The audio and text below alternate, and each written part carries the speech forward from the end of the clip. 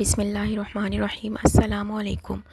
حضرت سیدنا یزید بن میسرہ رحمۃ اللہ علیہ فرماتے ہیں، ہم میں سے پہلی امتوں میں سے ایک شخص تھا جس نے بہت زیادہ مال و متاع جمع کیا ہوا تھا اور اس کی اولاد بھی کافی تھی۔ طرح طرح کی نعمتیں اسے میسر تھیں۔ کثیر مال ہونے کے باوجود وہ انتہائی کنجوس تھا۔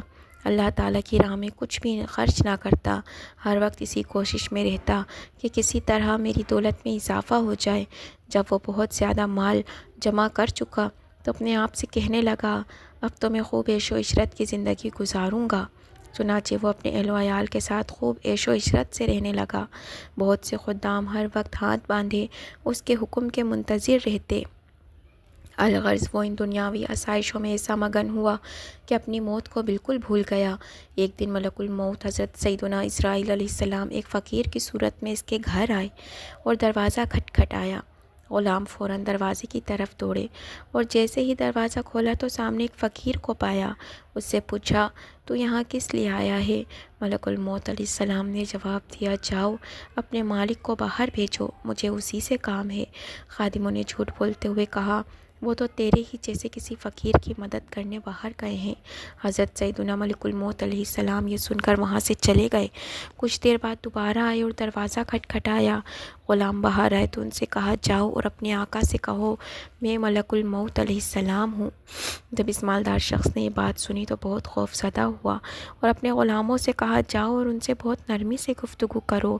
خدام باہر آئے اور حضرت سیدنا ملک الموت علیہ السلام سے کہنے لگے، آپ ہمارے آقا کے بدلے کسی اور کی روح قبض کر لیں اور اسے چھوڑ دیں، اللہ تعالیٰ آپ کو برکتیں عطا فرمائے۔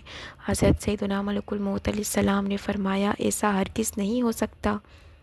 پھر ملک الموت علیہ السلام اندر تشریف لے گئے اور اس مالدار شخص سے کہا، تجھے جو وصیت کرنی ہے کر لے، میں تیری روح قبض کیے بغیر یہاں سے نہیں جاؤں گا۔ یہ سن کر سب گھر والے چیخ اٹھے اور رونا دھونا شروع کر دیا۔ اس شخص نے اپنے گھر والوں اور غلاموں سے کہا، سونے چاندی سے بھرے ہوئے صندوق اور تابوت کھول دو اور میری تمام دولت اس کے سامنے لے آؤ۔ فوراً حکم کی تعمیل ہوئی اور سارا خزانہ اس کے قدموں میں ڈھیر کر دیا گیا۔ وہ شخص جو سونے چاندی کے ڈھیر کے پاس آیا اور کہنے لگا، اے ذلیل و بدترین مال، تجھ پر لعنت ہو، تو نے ہی مجھے میرے پروردگار کے ذکر سے غافل رکھا، تو نے ہی مجھے آخرت کی تیاری سے روکا۔ یہ سن کر وہ مال اس سے کہنے لگا، تو مجھے ملامت نہ کر، کیا تو وہی نہیں کہ دنیا داروں کی نظروں میں حقیر تھا؟ میں نے تیری عزت بڑھائی، میری ہی وجہ سے تیری رسائی بادشاہوں کے دربار تک ہوئی، ورنہ غریب و نیک لوگ تو وہاں تک پہنچ ہی نہیں سکتے۔ میری ہی وجہ سے تیرا نکاح شہزادیوں اور امیر زادیوں سے ہوا، ورنہ غریب لوگ ان سے کہاں شادی کر سکتے ہیں۔ اب یہ تو تیری بدبختی ہے کہ تو نے مجھے شیطانی کاموں میں خرچ کیا۔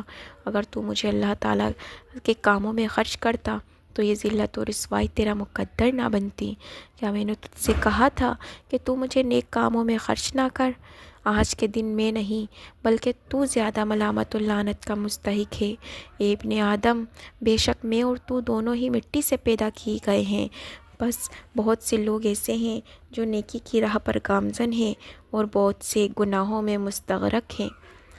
امام ابن جوزی علیہ رحمہ فرماتے ہیں، گویا مال ہر شخص سے اسی طرح کہتا ہے، لہٰذا مال کی برائیوں سے بچ کر رہو اور اسے نیک کام میں خرچ کرو۔